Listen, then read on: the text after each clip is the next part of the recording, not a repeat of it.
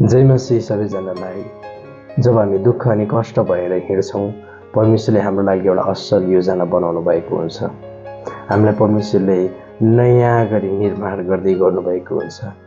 यिर्मया 29:11 हामी सबैलाई मनपर्छ, जसमा लेखेको छ, किनभने जुन योजना मैले तिमीहरूको लागि बनाएको छु सो म जान्दछु, परमप्रभु भन्नुहुन्छ।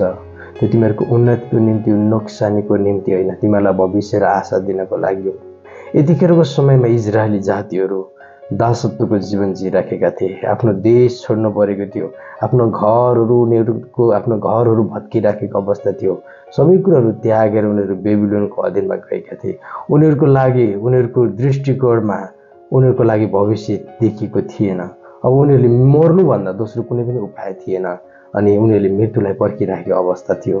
त्यतिखेर परमेश्वरले भन्नुभएको छ, तिमीहरूको भविष्य चाहिँ असल छ, तिमीहरूको चाहिँ भविष्य चाहिँ उज्जवल छ, तिमीहरूको चाहिँ उन्नति हुनेछ भन्ने प्रभुले भन्नुभएको छ।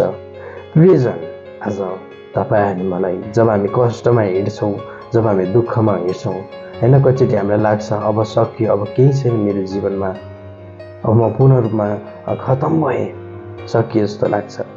तर प्रभुको वचन सत्य छ। प्रिय मित्रहरू, प्रभुले भन्नुभएको छ, म तिमीहरूलाई भविष्य दिँदैछु, म तिमीहरूको लागि भोलिको दिनको लागि आशा म तयार गर्दैछु भनिकन प्रभुले भन्नुभएको छ।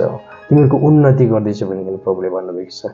यसकारण अहिलेको परिस्थिति जस्तो सुकै भए तापनि परमेश्वरले हाम्रो लागि भविष्य असल बनाउनु भएको छ। रोमीको पुस्तक 8:28 उहाँले भन्नुभएको छ, उहाँले चुन्नुभएका प्रियजनहरूका लागि परमेश्वरले हरेक कुरामा भलाइ नै गर्नुहुन्छ। तपाईँ अनि मेरो जीवनमा प्रभुले भलाइ गर्नुहुन्छ। यो कुरालाई हामीले स्वीकार गर्नुपर्छ। यसकारण यो दुःखको समयमा प्रभुप्रति धन्यवादी भएर हामीले उहाँको इच्छालाई खोज्नुपर्छ। उपदेशको पुस्तक 3:11 भन्नुभएको छ, उहाँको समयमा परमेश्वरले सबै कुरा सुन्दर बनाउनुहुन्छ। तपाईँ र मेरो जीवनमा एक दिन परमेश्वरले सुन्दर बनाउनुहुन्छ। त्यो सुन्दर बनाउने समय छ। त्यो समयमा परमेश्वरले असल गर्नुहुन्छ।